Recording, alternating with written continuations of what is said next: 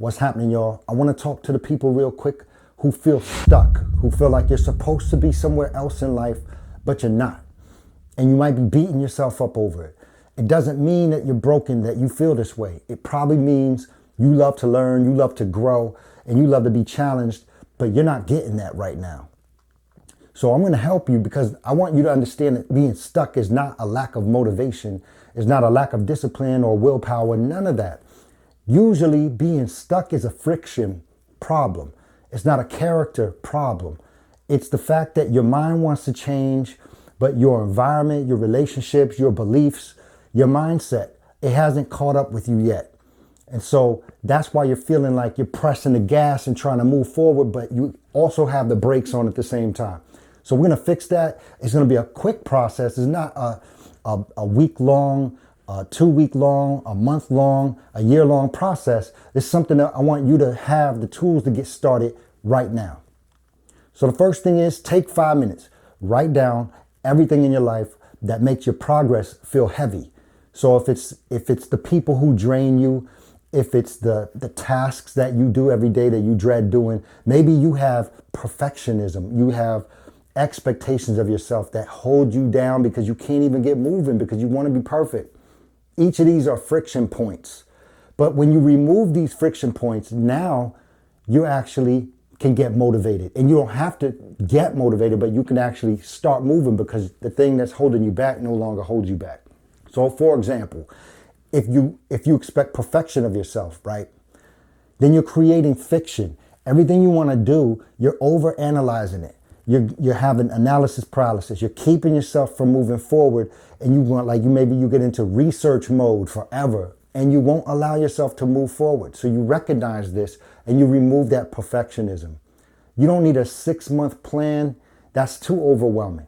All you need is a quick 5-minute win daily.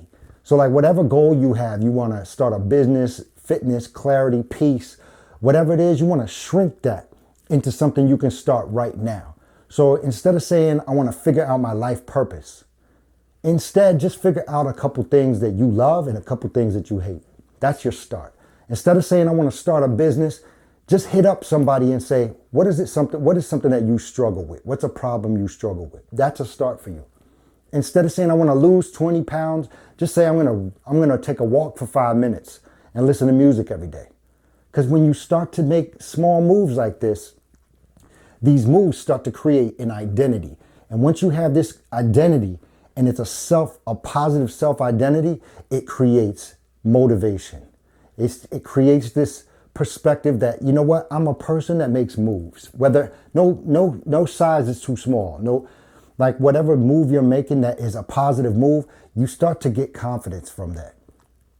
So don't try to be perfect. Treat your life like a lab. Just experiment. For example, if you wanted to get fit, you don't have to overanalyze this whole entire workout plan. All you got to do is just get up and spend 10 minutes doing a few different types of workouts, a few different types of exercises this week. And then just take note of what you liked and what you didn't. There's no pressure. You just pick what works and you remove what doesn't. If you want to start a new career, just take an online class. Pick one. Talk to somebody who's in that field. Maybe you could shadow somebody. If you want more peace, just try a few different morning routines this week. Small routines, just try them. If something hits, it hits. If it don't, remove it. You're not committing for life on every single thing that you do. You got to allow yourself time to experiment and play and practice, and then you'll start to figure things out. It's not pass and fail. Another thing you could do is talk to a few people. When you feel stuck, your brain has this tendency to kind of put you in this tunnel of thinking. And it can also throw you around a little bit where you just start thinking irrationally sometimes. So what you could do is talk to somebody who's like you. That's going to help. They'll be relatable. They'll be comforting. But then talk to someone who's opposite of you. They can help to challenge what some of your thinking is like, some of your patterns. And talk to somebody who totally disagrees with you. They're going to help you to expand your imagination. You don't need advice. You need perspective. And then when you improve and you increase in your perspective, now you increase in your clarity. Basically, you need to become comfortable with being uncomfortable. You may feel like you're stuck, but really you're in transition. You don't have to feel stable right now. You're feeling a disruption that's forcing you to evolve. So now you could take the steps that you need to take to get closer to where you're going. Try to reframe the whole feeling as being awake. So now you're ready to make the transition and you're on alert. It's not always comfortable, but at least you recognize it. Sometimes discomfort means that you're moving. And sometimes comfort means that you're in a cage.